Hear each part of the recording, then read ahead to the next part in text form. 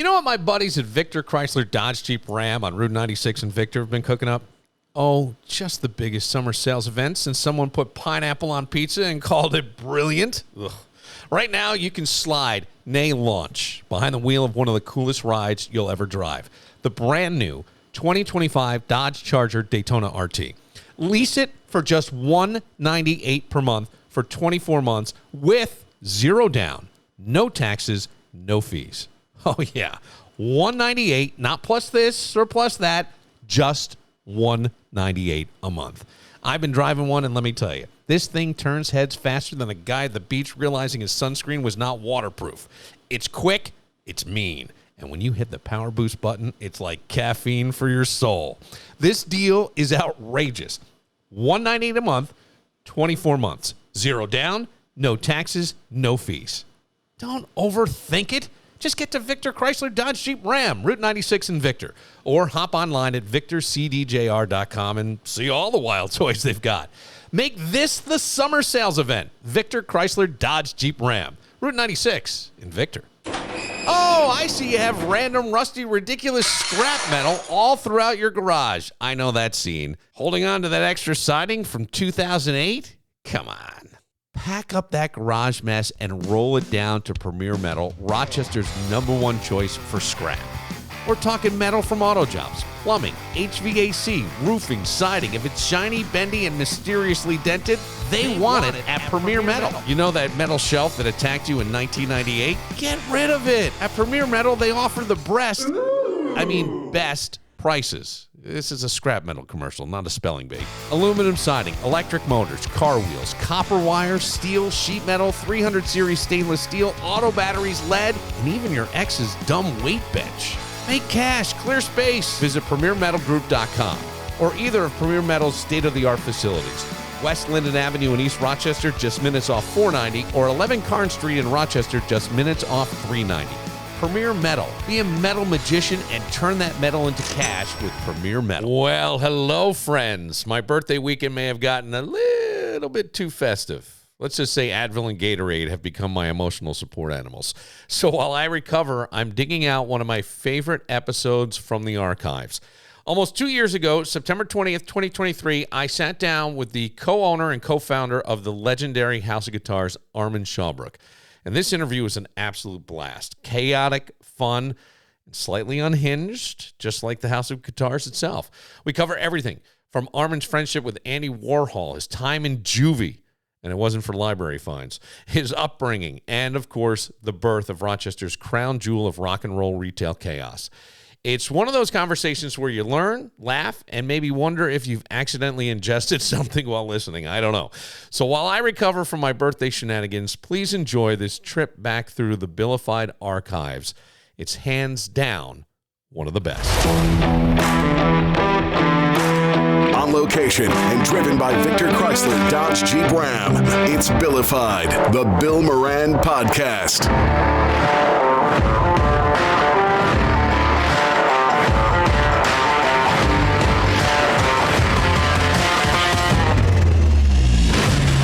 Well, hello and welcome. Thanks for getting your pot on. Thanks for telling a friend. That's how we support the pirate ship and spread the word.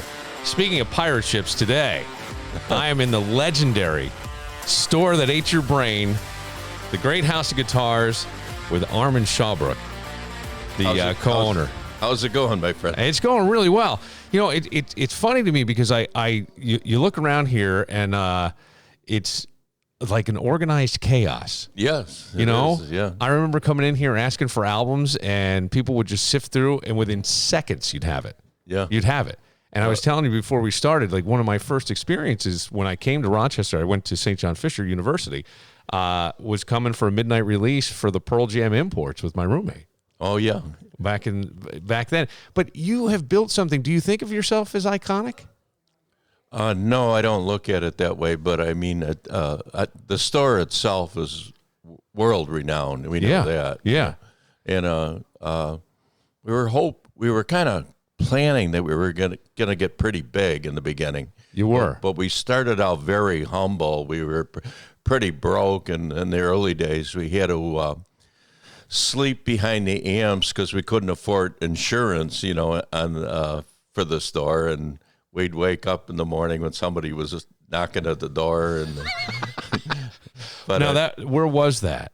Because you originally was in your mom's basement, right? Correct, right. But I feel like the whole idea has been to sort of, in a way, I don't want to say buck the system, but almost to be kind of that rabble-rouser, only in that the other guitar shops at the time weren't allowing you to play. Right. You couldn't touch the equipment. Right. And you guys went, well, that doesn't work. Right. And they were kind of like jewelry stores, look but don't touch. And if you're young, you got to come back with your parents. They're not going to give you any attention at all. Yeah. But they, and then when you got there, they took down a guitar. They didn't have a lot of them.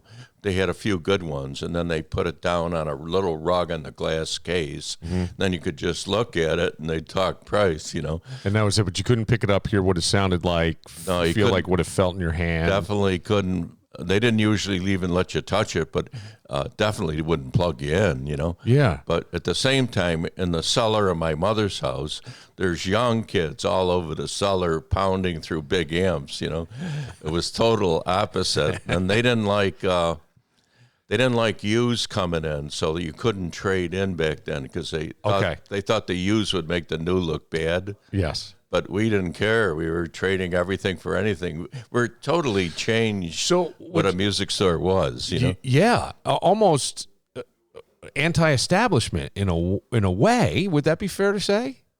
You're probably right, but we weren't aiming for that. No. It's just that we were young. You knew what young people ourselves, and yeah. So from there, and eventually you came to the location we're at. Yes. In what, 71, 72? Around then, so that's like we had some trouble getting the building, and why was that? Because of who you were and what you were doing. Not who you were, but more like they didn't want music in here, or they kind of like stores that just worked with Arundicoid itself, Okay.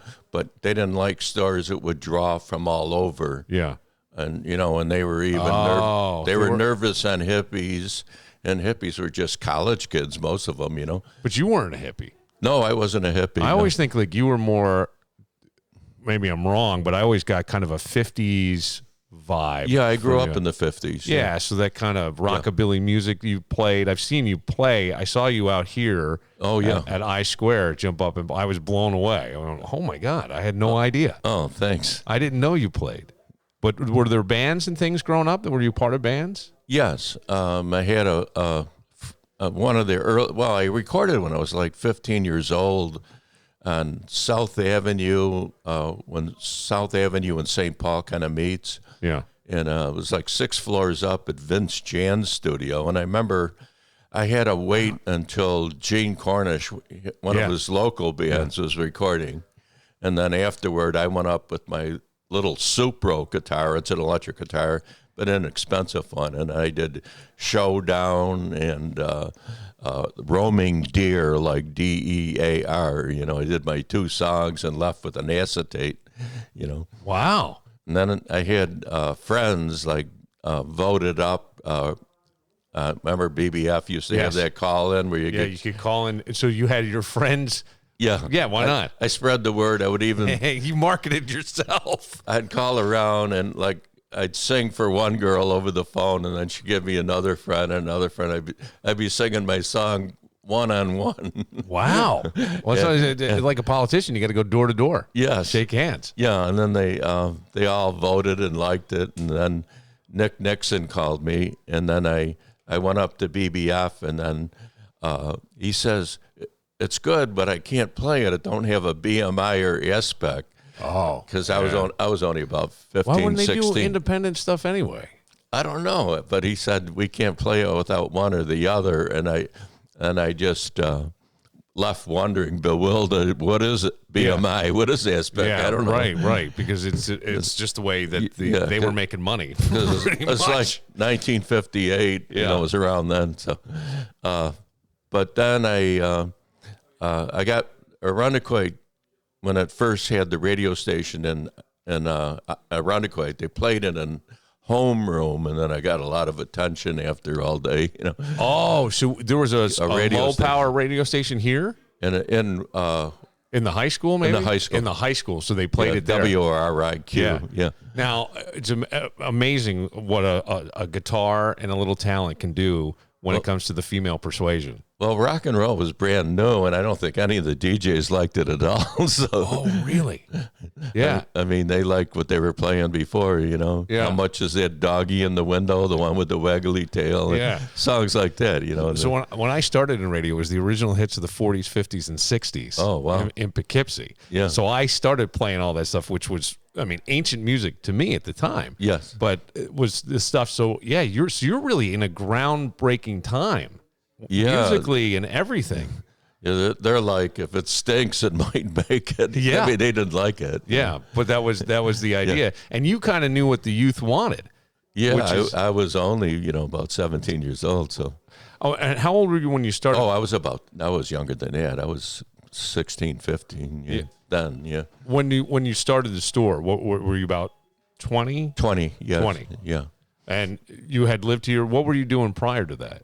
I graduated from high school, but I got in trouble as a kid, and then I was sent up to Elmira Reformatory for 3 years, but I did a year and a half inside, and then I was paroled back to Rochester. Okay. And I worked at Skip's Meat Market on Front Street and Main Street. Yeah. Near Bullhead. Yeah, yeah. And I learned a lot from Mr. Lombardo. He's passed away now, but he gave me a job from inside there, and you need one to get out. And then I learned a lot from him. And then I started the House of Guitars at the same time in the basement of my house. But back then it was only open sporadically because I had to work. So you had this at your house. Where were you getting the guitars from? Were you purchasing them from like Gibson? I wouldn't spend no money on myself at all. Everything went back in the store, and we would just keep buying used from band members that were selling them. Oh, and so then you would. So you were flipping guitars. Today they call it with flipping cars and you were buying like used equipment. Yes. And that's a great idea. We were buying new too. Right? Yeah. When you could, right? Yeah. Yeah. And you're working at Skip's. Yeah. And you're on parole. Yeah. Which is a whole thing because you got a parole officer and all that. Right. May I ask what got you up to the reform school? Burglary. I committed a burglary in West Arundecoit. They catch you? They never caught us at the scene, but one of the guys with us, I wasn't in on that one, but he hit a gas station and broke in. Never no violence. It's always at night. But he broke in and he stole a timing light and some tires or something. But I wasn't on that one. And he found out a kid owned it, and we never stole from other kids. So I told him, well, just throw it on his lawn and, take off. And he walked up to him and told him. Said, hey, man, I robbed your store, but here's your stuff back? Is that what he said? Yeah. And that guy, the cops picked him up. Well, anyways, I guess he was in a little trouble too. And suddenly he showed up back at the station with the timing light that was on the hot list. Okay. And then they broke him. Oh, so they broke him even though he owned the store. No, he didn't own it. He just worked at a gas station. Oh, so he worked at it. So they go, hey, here. This was on the hot list. Yeah. What are you doing with it? Right. Thought it was stolen. Yeah. Man, and so they get seems like a lot of time for nothing. Yeah. You know what I mean? Like, look what's happening today in the city, Yeah, they wouldn't do nothing. Nothing. That's a nonviolent crime. Yeah. Right? Yeah. Wow. And all the places we're hitting are insured. And usually almost every time in the papers, they claim we took way more than we took. Of course. You got to make it sound good. You got to sell papers, Armand. You know how that goes. That's interesting. So out of that, you come back. Now, you're a parent. I'm a parent. Yes. If that happens, mom worried? Dad worried about you in the future? What are you going to do? Did you get those speeches or did it?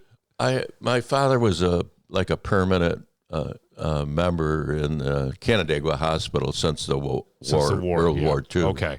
So I didn't know him that good because you weren't allowed in unless you were 16 or older. Okay. So if he felt good, he'd come out near the car and we'd see them a little bit. Tough.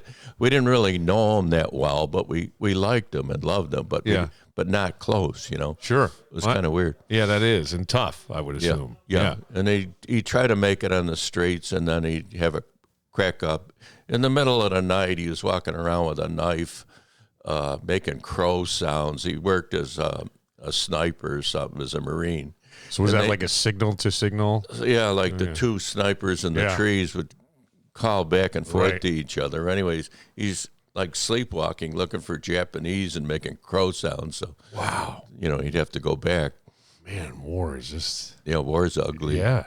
Nothing pretty about it. It's arms and heads flying, So out of all that, you kind of... Do you wind up sort of being, I would assume, mature at an early age? Is that fair to say? You know what I'm saying? Yeah, like independent. Because my mother worked. Sure. She had to work because... you got to feed everybody. Yeah. Well, we got a government check, but it was very small, but it had to be just spent on us. And she couldn't pay for her house that her and her husband bought with the money. Okay. So she had to work to keep the house. Yeah. And then we had social workers all the time on us. Like they even took my brother away and put him in a foster home for a while. Because I wasn't old enough to watch him, according to them. But, it ended up we were getting hostile. And the social workers back then weren't like today's where they're really trying to help you. Back then they were, looking for kids to take away and they're pretending they're reading a newspaper in front of your house in a car. So is it fair to say you made lemonade out of lemons, right? I mean, when you think about that beginning and all the things that could have gone, how angry you could be, all this stuff, every time I've run into you, you just seem pretty laid back, pretty happy. Yeah. And everything seems to be working just fine. Yeah. I'm not proud of that I stole or anything. I'm a kid. I'm embarrassed about it. I'm sorry. No problem. No. Yeah. But I mean, it's all over. You're a kid. I mean, I got arrested as a kid for a fake ID. And I mean, it just, this stuff happens. I understand. So then from there, you wind up, the store keeps growing in popularity. What do you think it was that got it? Because I would say this is internationally known, the Great House of Guitars. Yeah, it is all over the world. I mean, so what's that? Like if you were to teach, let's say, I'm surprised, and maybe you have been brought in to teach a business course in a way to say, what is that one thing that sets you over? I don't know, our attitude, we ended up with morals, self-morals, you know what I mean? Like if I really found a wallet on the ground, I was no longer that kid at 17. Yeah. I would try to find out whose it was, and I wouldn't want to take it. You know what I mean? So you think that just good business practices? Yeah, and being fair all the time. We were the first to discount instruments too, because we had low upkeep in our early days, and they wouldn't go down a dime back then, the other music stores. Yeah. And we would cut it, well, I could cut it in half. I could cut it 40% and still make $50. So this is funny to me, but it almost feels like your upbringing, kind of where you didn't have a lot. Yeah. And then, I mean, the House of Guitars now, right, you can find anywhere on the internet what the annual income or whatever is. But I think you've always kept that mentality of I don't need a lot. I don't need a lot. And that helped you kind of help the customer. We were actually happy. My brother Bruce and my brother Blaine, at times he'd be working at the store. But we were actually happy when we were struggling in the early days, when we were sleeping in stores and that's funny. And if we sold a guitar, we wouldn't spend that money. If I gave a couple lessons, I'd take maybe friends that are hanging out helping. I'd take them across the street and buy them a cup of coffee and a hamburger. We were spoiling ourselves. Right. But only music lesson money, never something that came out of a sale. All that went right back, kept building more and more product. So this, I mean, it's slowly over the years. When do you think it really took off? Was it the 80s, the 90s? Was it those TV commercials you did when your eyes were glowing and you're hopping around with the bunny ears? By then we were exploding. Yeah, you were exploding. I mean, those ads are iconic. And what I love about it is, and this is the one thing I think for everybody that's so important, is authenticity. Yeah. You are who you are. You didn't ever try to fit into anybody else's mold. You were always just Armand. Yeah, I have an odd sense of humor. Yes. You know what I mean? But you know, we like people. We love our customers. Yeah. A lot of them are actually friends. They've been shopping here for almost 60 years, you know? Yeah. So, you know, it's waiting on a buddy, you know. But then you've gotten, I mean, to the point where, I mean, that wall back there has All the autographs that people would be, just love to have themselves. Steven Tyler signing the wall. You got Ozzy was a big thing in here. Yeah, he did 3 in-stores, once with Randy Rhoads, and he came back with Motley Crue, and we had Motley Crue and Ozzy at the same time. Ozzy's sitting here, and Motley Crue's in the back where the back autograph wall is. The place had to be... And then Ozzy's drumming, Carmen Peace, was upstairs teaching a master drum class, and police had barricades around all our buildings. And I'm sure. Yeah. How did these connections happen though? Like these guys walk in, like they walk into a lot of stores, I'm sure. Yeah. But they keep coming back here. I mean, they were doing official in-stores where they agree to autograph. Okay. And they pose with pictures with the fans if they want to. Yeah. But I remember at one point in my radio career, I was around the country station in town. I wasn't on that, but we were in the same building, and Sheryl Crow came by, and she shopped here, but she came to shop here. She wasn't doing an in-store. And that's what I'm saying is like the reputation of what the guitars were, that it's got this iconic, everything about it is so authentic. You're not going to find it anywhere else. In her case, she was after kind of a rare guitar. It wasn't old, but it was limited. It was a Buck Owens signature model Fender. Okay. And she couldn't find it anywhere in the country, and we had one.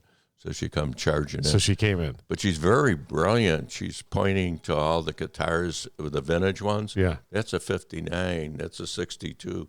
Like, do it. Really? Better than most of our employees. Yeah, sure. We got to look it up in the book. Well, we're pretty good at it. Yeah, but I mean. But she knew her stuff. Tell. Yeah. She knew her stuff. That's impressive. Is there anybody that you met along the way that sort of disappointed you? That you thought maybe I'm a little disappointed. I know you're a huge, by the way, Bob Dylan fan. Have you ever had Bob ever come to the store? Not that we know of, because a lot of times he travels in incognito. Yeah. Now I grew up down near Woodstock. Okay. So as a kid, it was like I would hear stories of Dylan all the time, and he wasn't there when I was growing up, but he had been there, and the band was still there, Levon Helm and all. And I always got, like, as a child, I always go, here we go with another Bob Dylan story from people. But the music was great. He was a great is a great storyteller. Great writer. Yeah. I mean, is that your favorite? He's one of my favorites. Yes, definitely. Yeah. In terms of, I look up to him as a great writer. Yeah. And I got to getting to like him. It takes a little while because he sounded a little bit like a hillbilly in the beginning. Yeah. I mean, not a pretty voice, but his voice is effective, even though he don't sing really well, but it's very effective. So his words stand out when he does them, Yeah. But so many people were having like top 10 hits off him, like Peter, Paul, and Mary exploded with Blowing in the Wind. Yeah. And then, the Birds with Tambourine Man. Right. One after another, Hendrix with All Along the Watchtower. They're all Dylan written songs, Yeah. And a guy in Rochester, this might be interesting. Spider John Kerner lived in Arundecoit on Harvington Drive. Okay. But he was on Electra in the early days, kind of right before Dylan. Yeah. And he was in the Minnesota scene, and he was helping teach Bob things on the guitar. Really? Before Bob hit New York. Wow. But when Bob hit New York, he was crashing at everybody's apartments. Yep. He was struggling and very close to the streets. He was, he's playing in places, well, maybe this club will feed me and let me sleep in the back, that kind of thing. I mean, he didn't make it with instantly either. No, and I'm hearing you talk about Dylan, but I'm thinking of yourself too. Did you said you always knew you'd be successful with this. We thought we would be. Yeah, but did you think you'd be here? We didn't know how big it would go, but we had a lot of confidence. Yeah, you just can't think otherwise. Yes. outside of here, because you seem to have a lot of artistic talent. Thank you. Do you do, there's other things. There's painting. Yes. Correct? Yep. Right? You do artwork and still do art shows from time to time? Yeah, I did one in Brooklyn. I think it was, 3 years ago? 5 years ago. I have no concept of time. But at a good major gallery, and we showed up for the opening. Like for 3 days we were there. But we sold enough House of Guitar shirts and everything to cover our trip, hotel, and everything. And wow. But we got a lot of press on it. We played telephone in the morning the day before, like leaving. And we used to get people on the phone, but now we just leave messages. My name is Armand Schaubroeck. I'm an ex-con, blah, blah, blah. I got paintings on prison, and I'll also be there with a Rikers Island guard who does photography. And we're having a show at, And that got them out. Yeah. Sure. Well, it's unique. Reporters were coming. And yeah. This is great coverage. Someone told me, well, I'll ask this first.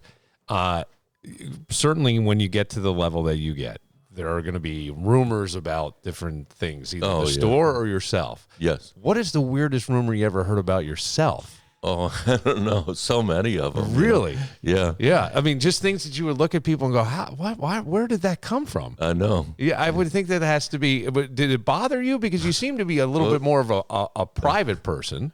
Yeah, I'm quiet. Yeah.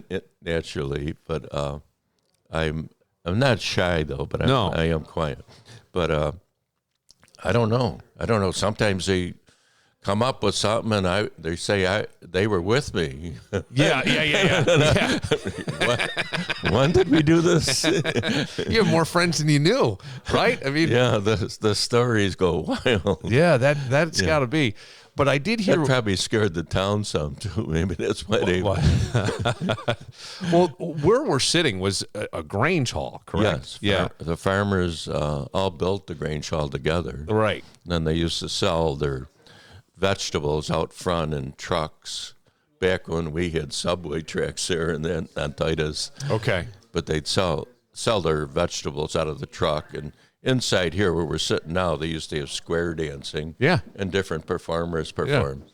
Well, I grew up in a small town downstate. Yeah. We had a Grange Hall. Right. There were usually small towns that had that, and a lot of farming and agricultural, right, more or less. I'm trying to think of what.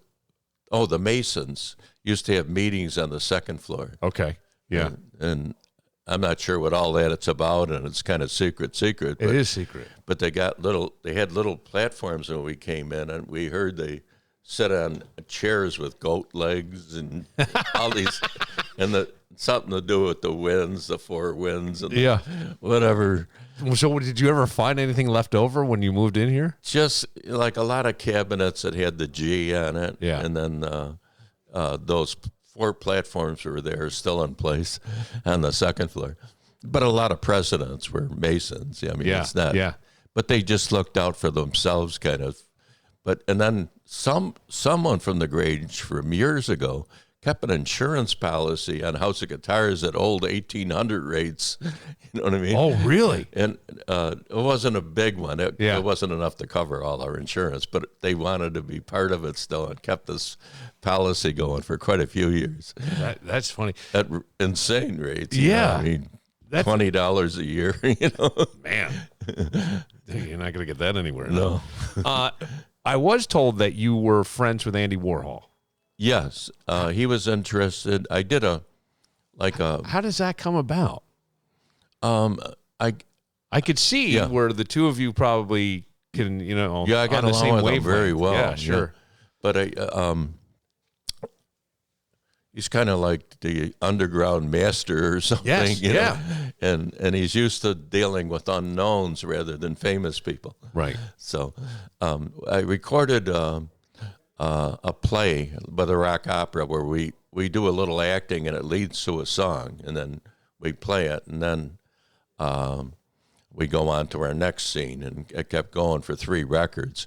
And at first, he was going to be an Andy Warhol Presents, and so he heard your rock opera. How did you? Well, get that? I sent it to him. You sent it to him. This is kind of funny because I called the Rundle Library and Who's Who and had him look up his address, and his phone number and everything was in there. Oh, it's modern day Google, right? And I called him on the phone, but it was at his house. He lived with his mother. He did? He lived with his mother. And so you called right to his house? Right to his house, and his mother's going, Andy, you got one of your friends are on the phone.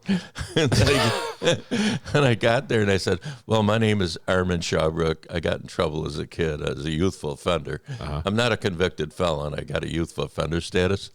They offered us a YO, they call it, and you can plead guilty to leading like a bad life. You're not pleading guilty to the crime. Yeah. Then you don't have a record. Okay. Like I'm not a convicted felon. Good. Yeah. Well, it sounds like a way out. It's just such a technicalities. It's so silly. Yeah. It's a plea deal. They didn't catch us at the scene and offered us a plea deal, but then they gave us the worst they could give us, kind of. Yeah. So you tell him this. Yeah, and I got this tape and then I sent it to him, and he started going wild and started calling our little store down the street here, back in the the middle 60s. And he said, please come to New York right away. And, then we went to New York, and he's talking a play and everything. And he wanted us to sign up on an off-Broadway thing for where we would work 7 days a week for over a year. But the only thing is, it was just Bruce and me pretty much, and one employee, Bob Huber back then. And they were all in the play, so we didn't want to close House of Guitars because that's our breadbasket, our baby. Right. So he wants you to come to New York and do this. Yeah, but you need the guys here to keep running it. Right. There's no one left. It'd be Bruce and just one other person. Our business was huge. So I kept trying to talk him into a movie. It's backwards because usually you do a play, then you sell movie rights, and you sell soundtrack rights, and it goes like that. That's the best way to get the most out of it. But I was trying to switch him. After a while, he started humoring, and finally he said, I got a prison we could shoot it in, and it sounded good because I could go there for a period of time and then come back. Yeah. But all of a sudden, he even said, I knew John Hammond from Columbia, and he had a lot of interest too in it. He's the guy that signed Bob Dylan and Springsteen and Stevie Ray Vaughan and Son House. I had something to do with signing Billie Holiday's. He signed Robert Johnson's Son House. And so this guy's interested now in your rock opera as well. Yeah. And I said, Andy wants you to pay for the whole play for soundtrack rights. And he started stuttering. I said, should I tell Andy no then? And then he's a real nice guy. I mean, I don't mean to disrespect him. He's a real nice guy. And he said, well, tell Mr. Warhol when it's ready, we'll come and see it. Okay. So it ended like that.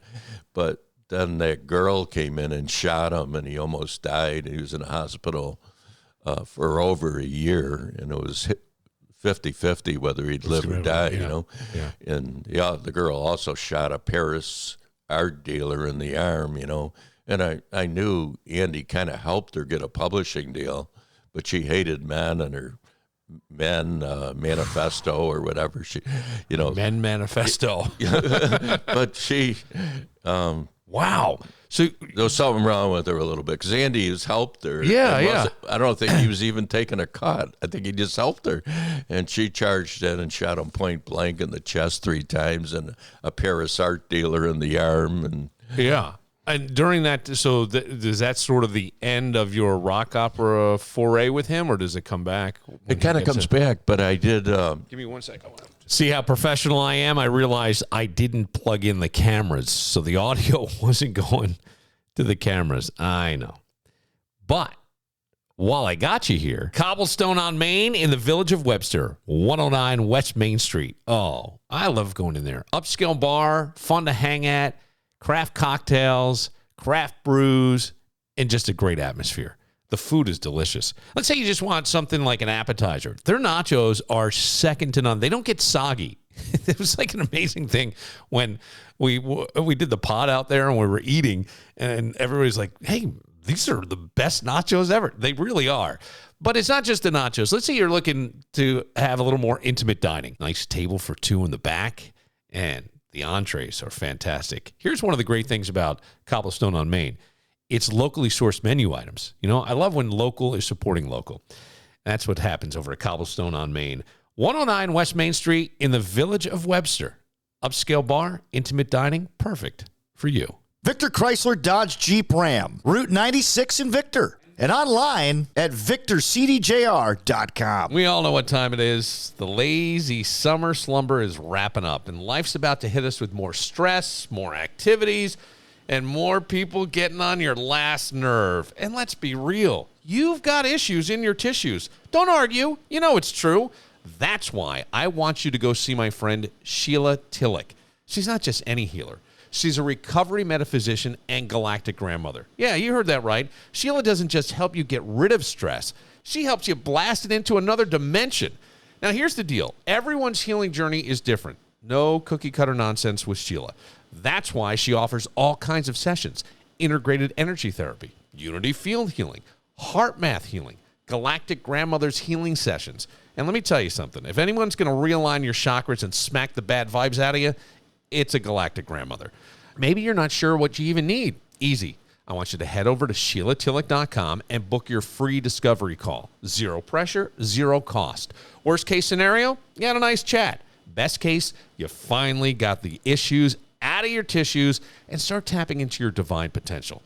So quit doom scrolling, stop yelling at traffic, and do yourself a favor. Check out SheilaTillich.com. That's SheilaTillich.com. Trust me, your future self will thank you. We're back, and Armand was telling us about Andy Warhol after he got shot. When I got out of the house, when he got out of the hospital, I went there, started seeing him again, and he let us right in. But as paranoid, I noticed the whole thing was so secure. Like he had an elevator door, and he had to hit a doorbell on the elevator door, and then they'd open. Then you walk 4 feet. Then it was a total metal thing with bulletproof glass. He hit the yeah. Well, you can't blame the guy. No, I don't blame him at all. Right. So, and he's kind of like didn't want the street people near him anymore. But there was Time magazine and sitting there like in a $200 suit, and all these people waiting for him. And he opens the door, and I was with some strange characters. I had Rick Radman, who's on the. He's on the thing, but he weighs like 300 pounds. He's about 6'4", and he goes, Armand, come on in. Oh, first he goes, come on in. Then Time went to cut in front of us. Then he said, no, Armand and his friends. Wow. So he still helped me, even though, he was no longer Andy Warhol Presents because I put it out already. But he still helped me, and I went on the Joe Franklin show on Channel 9 in New York, WPIX 11 News. I knew Channel 11. I grew up, Yeah, they charged into my hotel room, and it was a little embarrassing because we had a lot of empty beer bottles all over the place. That's fine.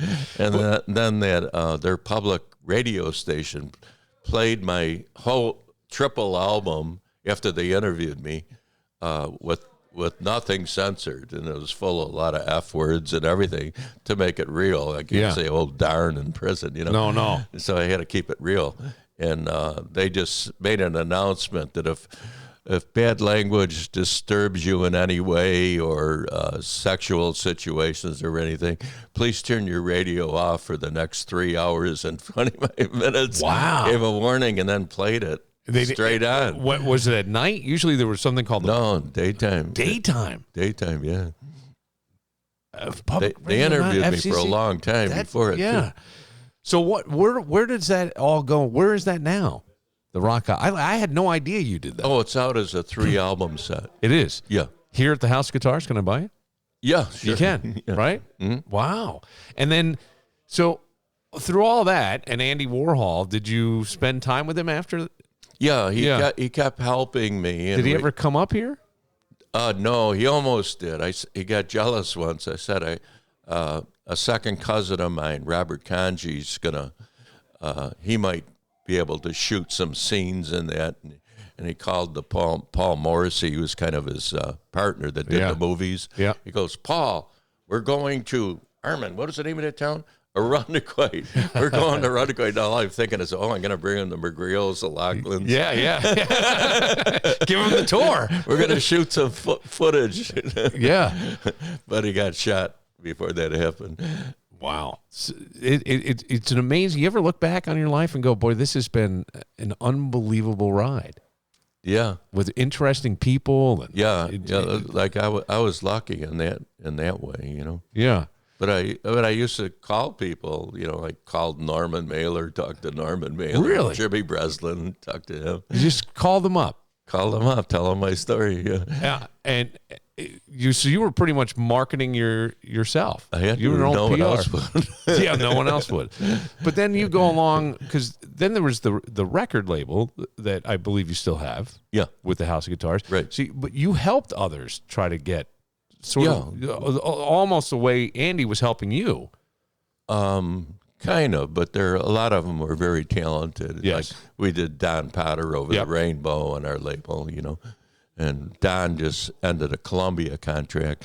That kind of happened because I was talking to Epic about introducing Bat and Don, because they weren't printing it anymore. Yeah. And then they told Don, and then Don called me, and he says his record contract's over in a few months. So then I talked to him about doing a record at PCI, and he brought John LaBarbera, he's a real good writer he can write the score for every instrument, So he was a treasure to have. And we did it at PCI, and then we had a simulcast. We videoed it too, and we had a simulcast later with Channel 13 with MJQ. Yep. So you could listen in stereo. Oh, They're on wow. the phone together. 3, 2, 1, and they So both you had TV and radio at the same time. At the same time. Yeah. What year was this? Probably around 73. 73. Yeah. Oh, wait a minute. 78. Okay, 78. still, but yeah. So the technologies, but that had to be. So that would have to be pretty big for the time. I don't know about technology, but they're just sitting on the phone. Well, that's what I mean. It's like trying to sync that up, right? Yeah, they'll sync because they're both hitting play at the same time. Right. That's funny. Yeah. So, but it worked good. I mean, you had big speakers next to your TV, and you kept the TV off if you wanted. How did you get them to agree to do that? I don't know. I talked to Nick Nixon, and he's the one that helped me with MJQ, and 13 was interested because of Don. Uh-huh. And then 21 called us after, and I said, "Oh, you want to run it?" And they said, "Well, no, we want to do a whole new one. We're going to pay the band real good." And then I said, "Sure." Yeah. So did you end up almost managing some of these guys as well? No. I wasn't into managing. Yeah. I left them free there. Yeah. But see, all of this, it's incredible because it's all this. But we helped them. Yeah, but we know the House of Guitars. We don't really. I didn't know about the rock opera. I didn't know about the artwork stuff. Oh yeah. There's all these other things. Where's the time? Everybody's only got 24 hours in a day. I know your sons work here now, and so you have a family. Yeah. You've got all that. Where did the time? Then we were doing Chesterfield Kings. And Immaculate Mary. Yes. And then Dirty Looks we grabbed. They were a Pennsylvania band, and I sent a tape to Z-Rock. I don't know if you know what that is. It's like a satellite. It was a syndicated thing because I almost got... By satellite. Yeah, it was by satellite. So there was a station in Poughkeepsie, and they brought in Sebastian Bach. Oh, okay. In person. So I'm at this station called WPDH in Poughkeepsie, and I'm down in some club, and Sebastian Bach shows up. And it's that radio station's night. It was the first exposure to like a radio war because I'm 20 or 21 years old. Oh. And here comes Sebastian Bach, and he's grabbing the microphone like out of my hand because I'm supposed to be making announcements for the radio station. And I wound up getting almost in a fist fight with Sebastian Bach. And I always go back in my head like, how does that happen? But it was Z-Rock. Yeah. Z-Rock. Yeah. that syndicated. It was everywhere. Well, anyways, they were pounding it, my cassette. Pounding it in drive time in Los Angeles, Chicago, New York City, the whole country. And Billboard called and interviewed me about it.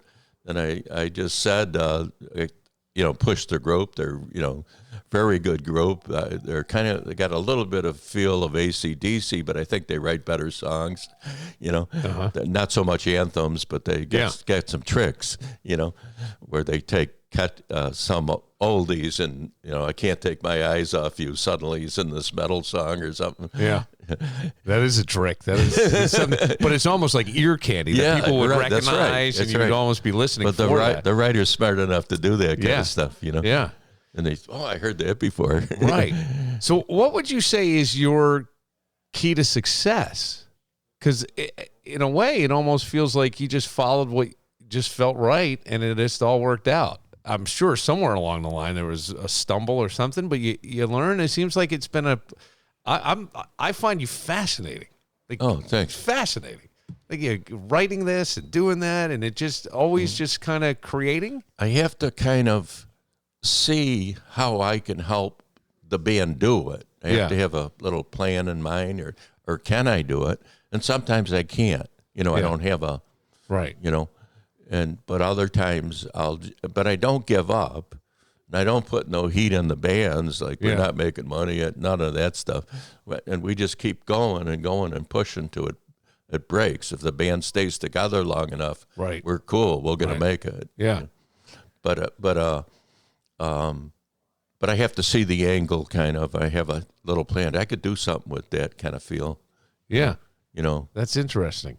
Then Bat came to us because Bat wanted to turn from folk to country, so he put out an album called Mr. Right, and then he had a top 10 hit with, they took one of it, Wyona Judd took one of his songs, and he had a top 10 hit. Then Kenny Rogers took one of the songs and put it on his album that Bat wrote, not off of my album, but things he wrote particularly for them. But all of a sudden it was happening because it's real hard to change your image in front of the public. Yeah, if you're a folk singer and suddenly your country, the public don't go for it. No, they don't. It's people don't like change. So we had to do the best we could, but he had the right people behind him. Besides me, he had people on his end from Nashville. Yeah. And then on the other side of that, you've got the House of Guitars originally just guitars. So you've got that whole business. Yep. When do you expand into kind of the record side of things, not so much your record label, but where you're selling? We did right away. Right away. Even in my basement. We had a section of records. Yeah. Okay. And then that just slowly, so everything just kind of just went. Yeah. Right to where that's it's amazing. It always, because a lot of times you hear different people. I had to grind. I had to do this. I'm sure there was. Sure. And you've talked about it, starting in your mom's basement and going along. But it almost seems like the whole journey's been a pleasure. For the most part. Yeah, there's some strains in it, but like deadlines. I'm not much for deadlines. Yeah, right. And just the things that affect everyone, like deadlines and things like that. Yeah. And problems come up, and we just take care of them. How was it for COVID with the House of Guitars? We did whatever we were allowed to do. We never. Well, I think we had to shut down for a couple of weeks, but the moment they said you could deliver to a car, suddenly we were bringing guitars and every accessories and selling them. And I got to think a lot of people started playing guitar, maybe, or a lot. Well, during COVID, all collectibles like records went way up in price. All the used, and all the baseball cards and all the autographs. I didn't know stuff. that. It went crazy because people had nothing to do in their houses, so they were buying all these collectibles, and the prices were soaring, Yeah. Who would you say is kind of the biggest influence on your life when you look at things? I don't know. Was there anybody? I think I honest to God, I know a lot of people. Yeah. I don't know that I know anybody who really went to the beat of their own drum and just kind of did what they did. Well, Warhol was important. I mean, I saw the way he operated, and it was so different. It's like, Warhol kind of say, well, yeah, we'll do it, and then put it on Paul Morrissey to really do it. For somebody to really execute. It was like that, his right. partner. Yeah. You know what I mean? Yeah. Paul would be in Europe shooting movies because it was non-union in there. Okay. And Andy's on the phone at night and talking about Dracula. Wouldn't it be nice if he couldn't eat, or he could only drink virgin's blood, and if he might die if they weren't a virgin, because he's a count and all these girls are after him. Yeah. Because he's rich, and That's an interesting. and all these girls are lying, and then the count's rolling around, throwing up all over the room. And So Andy's the idea guy. Yeah. Paul was the executioner of those ideas. Yeah, they work great together. Yeah, though. it's a great tandem, right? Not that Andy wouldn't. I mean, he did his own art and everything. Sure, yeah. Well, I can't say that too. He's walking around in the studio, and he's going, "Oh, that's very nice." He's got all these runaway art students. Just add a little green or pink to here, and they do it. And then he goes along and signs them all. So that's why he called it the factory. That's very interesting. I didn't know that at all. Oh, he's funny. He was painting with metallic paint one time. Paintings. Yeah. This is in a little bit of later years, and he's planning to pee on all of them. He's calling them the pee paintings. Okay. Well, and he can't pee that much. He's telling me, so he got a bunch of people off the street to pee on his paintings, and he's paying them. And the acid in the pee, Yes. would corrode the metal. Yeah. Paint and Yep. make it turn colors. Uh-huh. Kind of little green in it and red in it. Please tell me he sold this for millions of dollars. Oh, they were in a Ferris Art Gallery, all on display, and we just call them the pea paintings. But did you know? Did people know? Yeah, But did they know that it wasn't Andy who peed on them? yeah. Oh, they did? He told reporters, I think. Oh, he I did. couldn't pee that much. Yeah. I plan to pee on all of them. He's giving them money and bottles of wine. Yeah. And they're going up to the second floor. There's a line. What a character. Oh, yeah. And then the factories at our party all night. Yeah. And he leaves, and this I didn't understand about him. I had a lot of opportunities in the early days, but I was trying to keep it business. Yeah. But he wanted me to go to his parties with him all night, and I was trying to keep it business. Yeah. But I was wrong. That's how he helps you make it. Yeah. You'd Because be- he connects you to people in a more casual setting. Yeah. This is the president of Warner Brothers Pictures. Yeah. Armand, you should do a movie on Armand's story. Yeah. That's how he does, and he acts that casual too. Yeah. But they listen. Is there any regrets? Just that. Because every time he'd ask me, I'm going to a bunch of parties. Armand, would you come with me? And I go, oh, no, I'll see you tomorrow afternoon. Were these like Studio 54 days? Yeah. But he was always doing them, Yeah. And you never went? Never went with him. Yeah.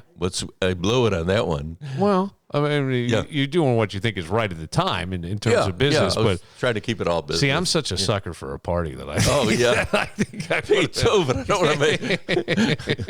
want to make a fool of myself. Well, that's the other thing. There is that risk. I'd be on duty. It's know a what I mean? fine line you got to walk. Yeah, I'd be a professional. I'm on duty. That's very funny. But okay, another room. Two more things. I'll just touch on these two things, and I'm sure you got a million things to do today. Did you run for Senate? Yes, I ran for Senate, 53rd District. For of New York. Yes. When was this? 72. And 72. Senator Laverne was the senator at the time. Okay. But I ran against Gordon DeHaan and a priest, a Catholic priest. And we had debates and everything on television. But I ran into trouble there, too, because they wouldn't talk about the things I wanted to talk about. And the reporters at the television stations have a preview thing with the two major candidates, and they decide what to talk about. Oh, and so you weren't one of the major candidates. So No. Did you But we were all debating on the same floor, though. Yeah. Did you know what they were talking? Did they give you like here's what we're going to talk about ahead of time, or No. you were surprised? Yeah, no, Well, that no. sounds like sabotage. Well, they don't pay a whole lot of attention. Yeah. You got equal time, but Yeah. it's their questions and all that is already set up. You know what I mean? Yeah. What did you learn from that kind of experience? Was there anything you left? I didn't like how it was set up like Yeah. that. I felt funny about it, like that ain't pure news. You know? No, it's not. And how about politics in general for you? Yeah, it's all Did kind it of spoil it for you a little bit? Yeah, well, not spoil it. I pulled a non-talk thing, and they took the camera off me. Then they turned my mic off. And if you don't behave, we won't turn your mic back on. Right in the middle of those Sunday morning shows. Wait a second. What did you do? You turned your mic off? I would talk about the subjects I wanted to anyway. Yeah. And they took the camera off me while Okay. I'm going on, and then they shut your threatened mic. to turn my mic off. Then they did. Wow. And then that stuff doesn't make you. Some people would acquiesce to that. You know what I mean? Give in. You're just holding your own. Just going, no, that's not what I want to talk about. So you let them turn off the mic? That had to be. Yeah. Are you amused And then they by said that if stuff? I behave, they'll turn it back on. I said I will. Yeah. You know, and then they turned my mic back on. What were the issues that you wanted to talk about? Prison reform. There was a lot of things against gay people that were ancient. You know, Yeah. 1700s stuff was Yeah. more than 3 on a street corner. They could all be arrested and What? thrown in jail. Oh, I didn't know that. Ancient stuff, you know, that made no sense. So if they had 3 gay people on a corner, you could get arrested just for being gay. Okay, that's all right. So, and you were saying things like, this is wrong. This is wrong. This is, and the Gay Alliance was running. I was making radio ads for them, and they're running them on different stations. You know, 1 out of 3 people have homosexual tendencies. Yeah. It could be your mother, your father, your sister, your best friend. Okay, that had to freak people out at the time. Well, I just did. You know, I believed in what they said. And, Yeah. You know, and they were running it, you know, on different stations in the city when I was running, and then we had crazy posters and in pins that said "Learn a new lick." I meant it's guitar lick. Yeah, but they took it the other way. Okay, so you've always kind of pushed against the grain a little bit, right? Yeah. Building a house of guitars where you could actually touch and play the guitar and do that against the grain. Yeah. And then you go here. That's a progressive mindset for 1972. Yeah, In terms well, of, you know what I mean? Right now. That was back in the 60s. Oh, back in the 60s. Well, 72 when I ran for office. Yeah, but that's what I'm saying. Like when you ran for office, Yeah. that's progressive for the time with being forward about equal rights for gay people, or even trying to change some archaic laws and The things. Liberal Party trusted me. Yeah. And they said, well, you can talk about anything you want, and don't. And then I said, well, I might not agree with the liberal stance all the time. Right. And they said, that's okay. Yeah. Just do it. You know, How old were you at that time? I'm not sure. Probably still 72. I don't know. 30 something. Okay. All right. But a young man Yeah. compared to probably stodgy old guys who have held office Yeah. for a long time, Yeah. they didn't want anything to do with you. No, definitely not. That had a kind of. They were nice to me, though. I'm sure. they sure. were, you know, Well, there's something polite. there's Yeah. something that seems to have left our society. Yeah. Civility. I feel like in society there isn't, and so even if somebody doesn't agree with you, they still would be civil towards you. Now it's awful the way people treat each other. But I think that to me is interesting that you've always sort of politely, I'll say, pushed against the grain. Yes. Yeah, politely. Yeah, I wouldn't try to wreck a program or No. anything. No. Yeah. But that, Yeah. wow. That's an inner strength, man, because, people at that time didn't want that stuff. I know. Didn't want to recognize it, didn't want to hear about it, didn't want to, we're still just coming out of just all the stuff with black people in America at the time. It's just that acceptance, right? There's still, boy, you talk about hatred for people for no reason other than you exist. It's Well, I went across the country on all news stations from Chicago to New York City to California and talked about my record, and they'd pull me into a political. how does black and whites get along in prison? And I go, they hate each other, Yeah. On an all-black television station. But, I'm saying when there's tension going on, I might have a best friend that might be a black guy that a cell next to me, but I can't talk to him or he can't talk to me during the tension and the riots.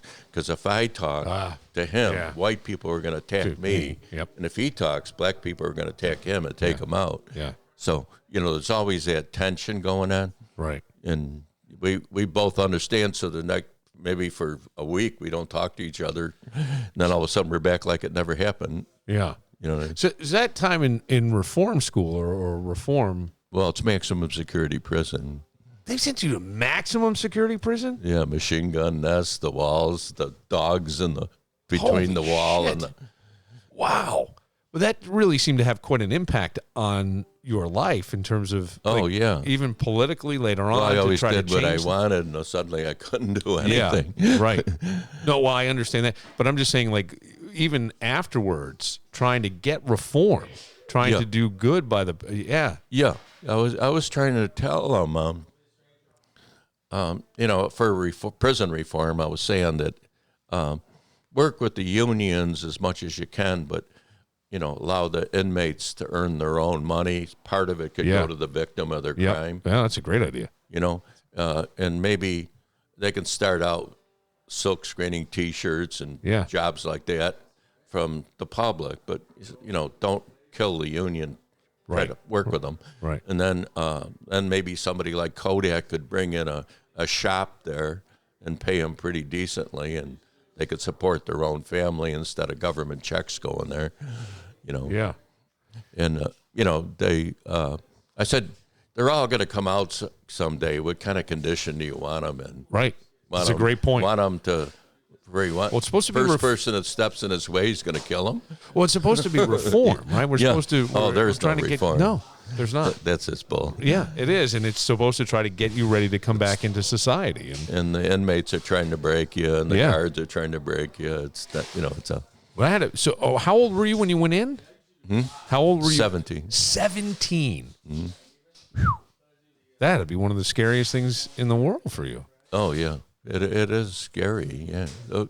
I could say murderers and everything, but most of them are normal people. They just lost control for a few minutes, right? But they're not like you think, No, right. But everybody's in there. Wow. So I see. So it's that kind of thing where I almost feel maybe I'm wrong. It's about maybe 85% New York City in there. Okay, yeah. Well, that makes sense. It's a bigger part of the state, right? Bigger population.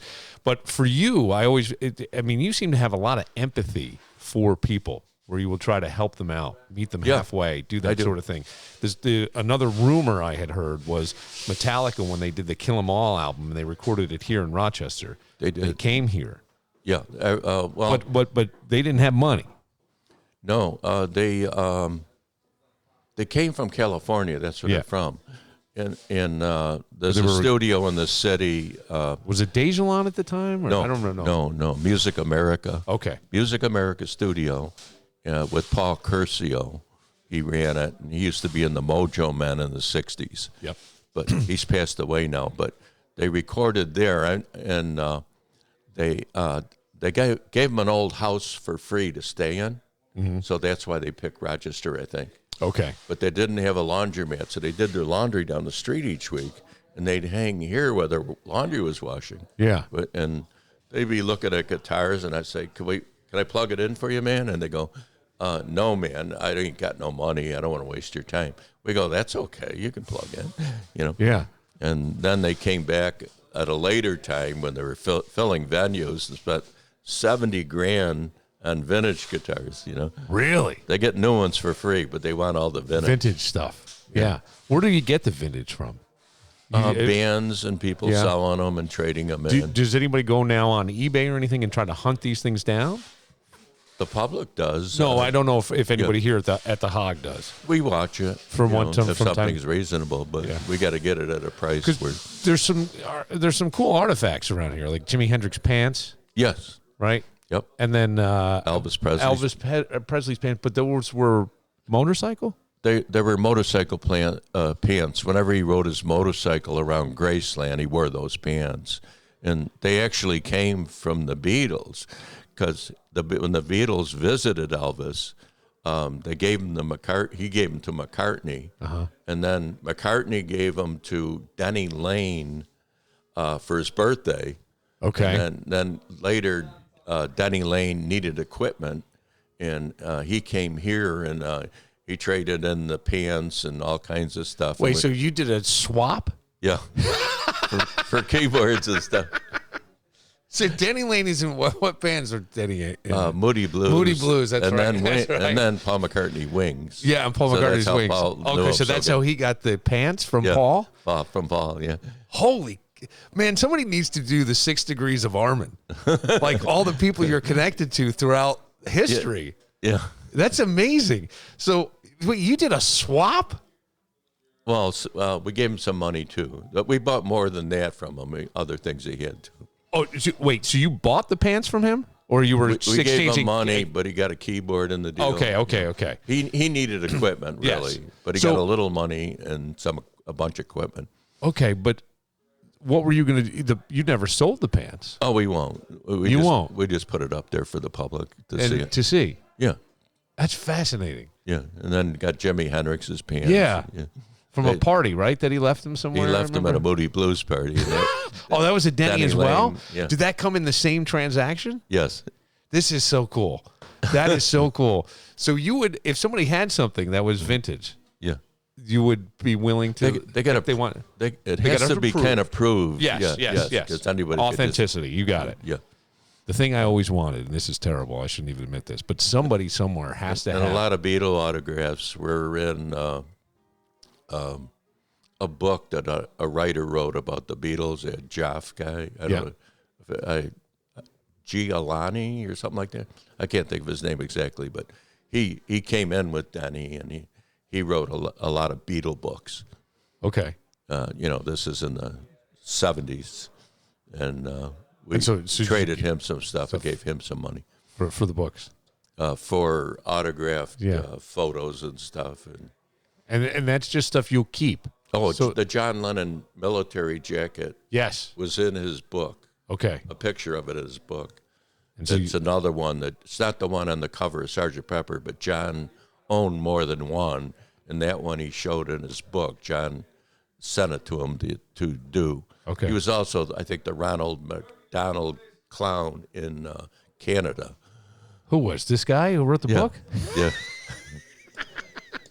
But he do a lot of charity stuff. Sure. And sometimes Yeah. they give him stuff. Yeah. Yeah. Well, how do you put a value? Is there a value you can put on a Jimi Hendrix pants or Elvis's pants? Oh, it would be crazy today. Yeah, I mean that's what I'm thinking, and I'm thinking even when you bought it and exchanged money and Yeah. the guitar, your value's only what somebody's going to pay for it, right? Yes. Yeah, but you wanted that stuff. But yeah, we got to. I mean, we're given a pretty lot for it for those days. But Yes, today I'm sure. it's nothing. We couldn't. You couldn't. We couldn't go near it today. Yeah. You know? It wouldn't be practical. Let's say. Still, sort of, I would say like Irondequoit, not exactly on the beaten path to places, right? Well, yeah. You know, right? I mean, if I'm going to, I like it. no, you know? I'm not saying it's Yeah. a bad place. Yeah. That's not my point. My point Yeah. is that all the artists that come here Yes. come out of their way to see this place. Yes. And the reputation. Most of them. Yeah. Yeah, the reputation is. You just had ZZ Top, Leonard Skinner in here. Yeah. Shamika Copeland stopped by. Was buying albums, right? You said over the weekend. Yeah. And you've got. I mean, it's just. It's got to. Does it ever? It's the store that ate my brain. Did it ever kind of fry your brain a little bit that all this success or at least appreciation for what you created?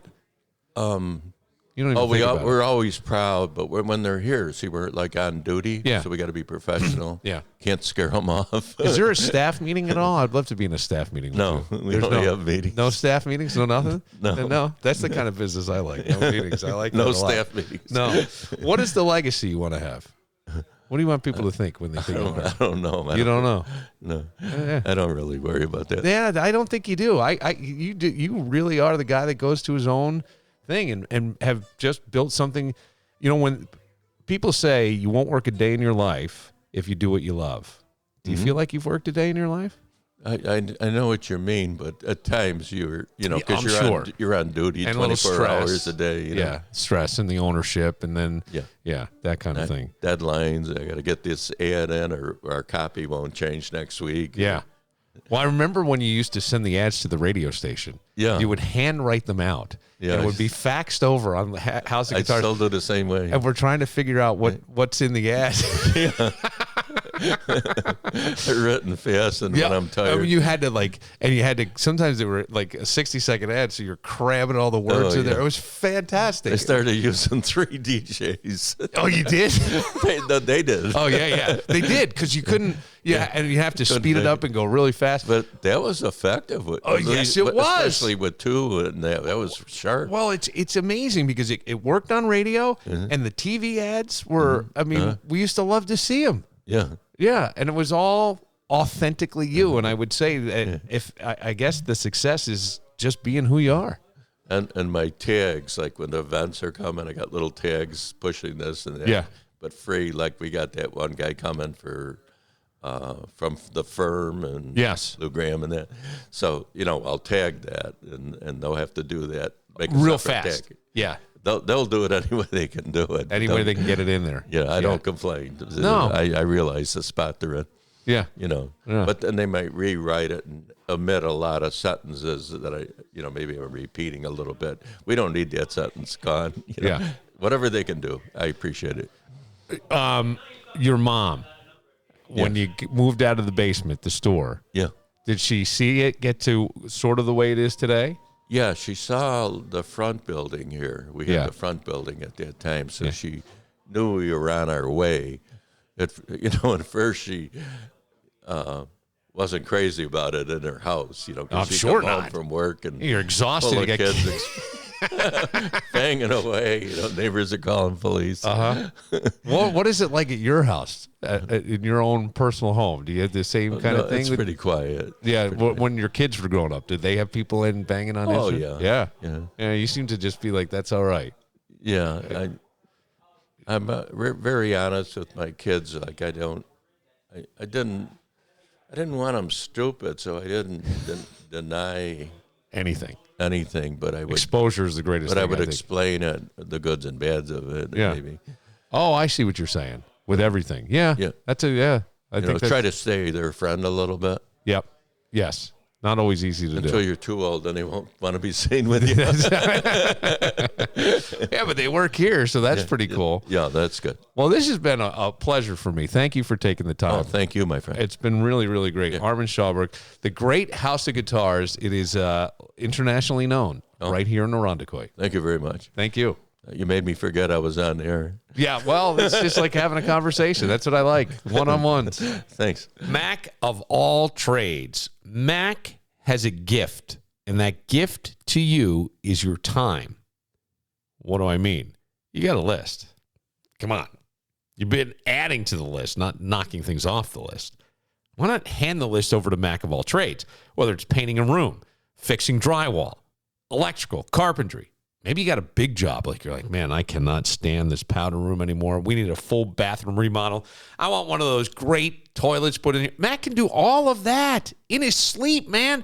Mac of all trades, from handyman stuff to full carpentry work, electrical work, full kitchen and bath remodel. I mean, whatever it is, they can do it. But the point is, they give you your time back. I always figure this. We all only got so much time on the planet. We don't know when it ends. Do we want to waste it doing things we don't really want to do, like painting the room or putting up some trim? No. Mac of all trades, 585-202-9218 and online at macofalltrades.net. BTB's wood-fired pizza and grill in the Mall at Grease Ridge.